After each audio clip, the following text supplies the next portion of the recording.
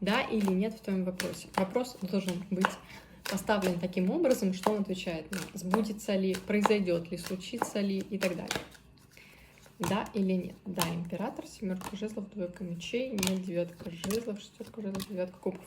Скорее всего, да, император говорит о результате, о том, что то, что мы вложили, мы получаем. Семерка жезлов говорит о тех задачах, которые будут нас касаться. В любом случае, для того, чтобы данная ситуация прояснилась или данное желание сбылось, нужно постараться. То есть здесь карта говорит не расслабляться. Семерка жезлов говорит о готовности, о боевой готовности, о том, когда мы можем ночью проснуться, кому-то ответить, решить какой-то вопрос, резко что-то изменить. Император как раз это тот человек или та система, которая на это настроена. То есть здесь не будет все расслаблено, здесь не будет все легко, но тем не менее это сбудется.